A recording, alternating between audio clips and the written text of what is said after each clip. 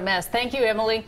Well, you know, there are all kinds of beautiful views across Pickens County, but emergency workers want you to keep an eye out. Yeah, fall is around the corner, and you might find yourself out hiking or checking out the fall colors near a waterfall. But be aware, 7 News' Christine Scarpelli live at Lake Kiowee with a warning, trying to keep us safe. Hi, Christine.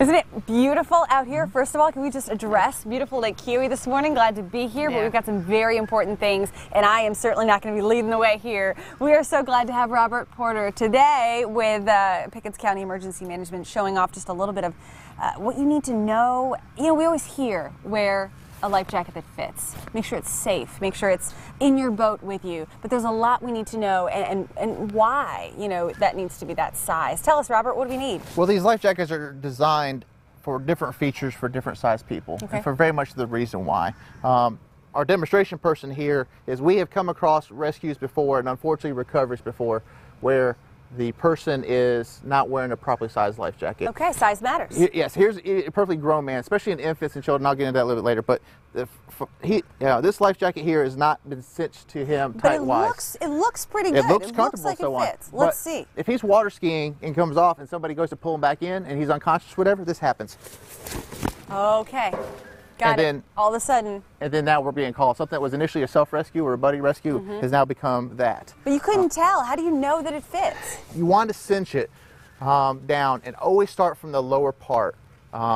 Do the lower part first, the lower buckles, then the zippers, and then the upper parts, and then have somebody do a check. Okay. And then when you get in the water, check as well, because that makes it more slippery and so on, and to do so. And the material of the life jacket sometimes matters as well too. And that's what you just did, the check. Would you put your hands up? Yep. Very good. You know, and have somebody tug on it and make sure it doesn't come up, you know, too high up to the chin level wise, because then it'll come away. Because if you fall out of a boat or another thing, you know, it's going to come completely off, and it's not going to do you any good then. A couple other things in front of us here, right? So we actually have an infant size down. So they make life jackets all the way down, as this one here is rated. You know, when you look at a life jacket, folks, you'll see a lot of them at retailers. They're called swim aids. They're not actually Coast Guard approved. You need to look for this label. It says it's a Coast Guard approved one. If it doesn't have that rating, it can't be used on the boat in South Carolina. Good to know. Okay, so this is one up to 30 pounds. That even tells you right there. Okay. You really want to make sure though, that the child is at least big enough that this is not causing a respiratory problem with them to do so. But it's got the handle wise for it. It helps keep their head.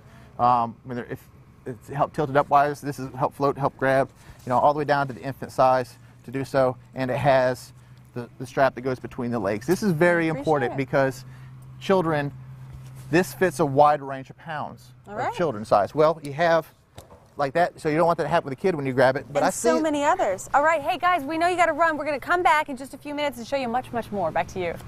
Wow, learned a lot. Yeah, absolutely. Nice tight Make sure fit it fits. And Coast Guard approved. All right, Christine, thank you. Coming up, it is time for Pop Top.